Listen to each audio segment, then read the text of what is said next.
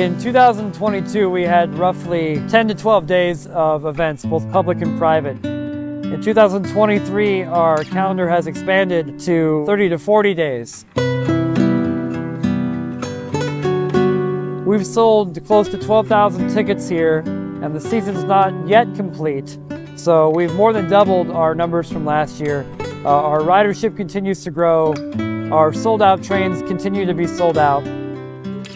We've had Bring Your Dog on board, we've had more barbecue trains, we've had all kinds of different experiences we can give the general public involving the communities that surround the lines that we operate on, getting food vendors, getting different organizations and nonprofits together. It's just been something that in the 6 years that I've been with the Fort Wayne Railroad Historical Society, I never thought I would experience, but it's been a year of tremendous growth. It's really exciting to be a part of. There's always something new. Everyone here is just really passionate and really dedicated about what they do. And most people, when they ride, they don't realize just how far these people come in physical distance. We've got people here from Virginia, Pennsylvania, Ohio, Michigan, Indiana, West Virginia, you name it. People come from all over to work on this thing.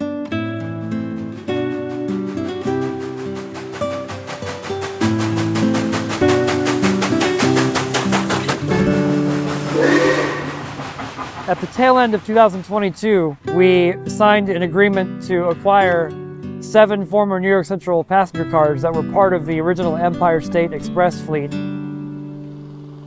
Shock. It was, first of all, I didn't know it existed. I was completely stunned that it even was like, wait, you're telling me there's 7 coaches from the Empire State Express that survived?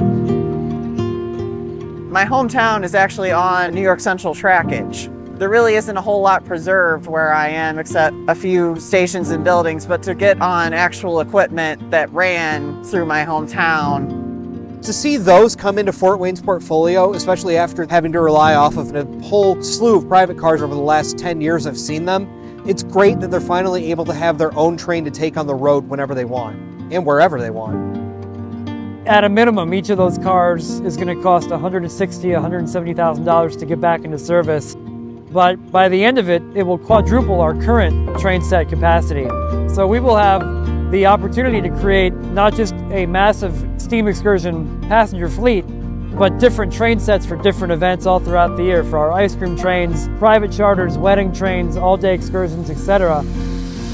Our acquisition of the Pleasant Lake Station, we were able to get a grant in 2022 to buy the station this year. It's just fantastic news, and I'm really looking forward to seeing them restore the building. To have another base is going to be huge. A big part of our business model for the future is in being able to create a heritage corridor. New York Central cars on a New York Central Railroad operating along New York Central passenger stations. It has presented a rare opportunity in American railroad preservation to have almost a complete kind of remake, if you will, to have both those assets working together in rail preservation. A curated attraction as a part of a curated series of events that cater not just to people that care about history, but are looking for something unique and special and different.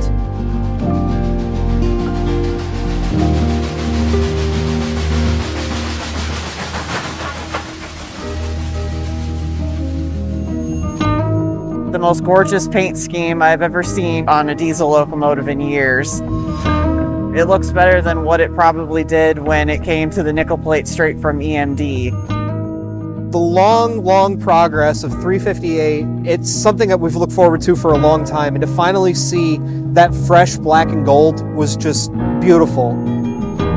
History doesn't end in 1959, and when steam ended on the nickel plate, that's still an era that's worth talking about, and be able to have a piece that we can represent and operate is just another huge win. We've been working on that for so long. All of the years of toil and sweat and grime that have been put into that, it has a mirror finish. If you look at the body of it, it looks perfect.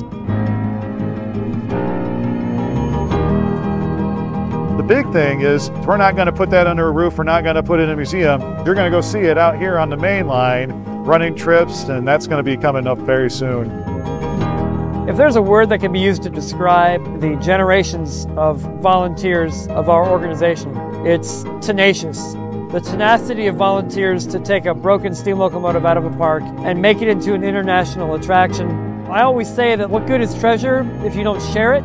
The first people we get to share this treasure with is our volunteers because they help us make the wheels turn.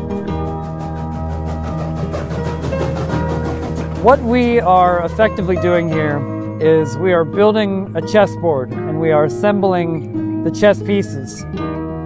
The chessboard is not yet complete, but we have gotten some of the key pieces on that chessboard to be able to wrap a really compelling strategic plan around.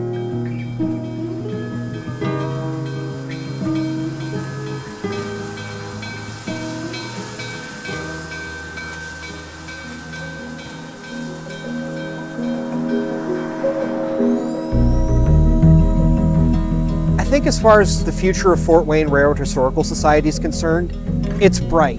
There's young people involved, there's the right people involved, and everything seems to happen to be at the right place at the right time. Nothing like this really exists anywhere else in the United States. We have a big network of rail to run on, we have an operating steam locomotive, we have diesels to work with, we have a huge fleet of passenger cars. The future is limitless. It's just unfathomable to think of what we've been able to do to acquire a depot, to acquire a train set.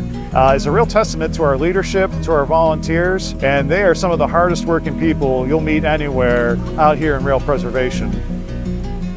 For our hundreds of members, our volunteers, for the Fort Wayne Railroad, for these communities, for the Indiana Northeastern, for the Indiana Rail Experience, it's clear iron ahead as we take on these enormous, remarkable opportunities on the Indiana Northeastern as we partner with them to grow the Indiana Rail Experience.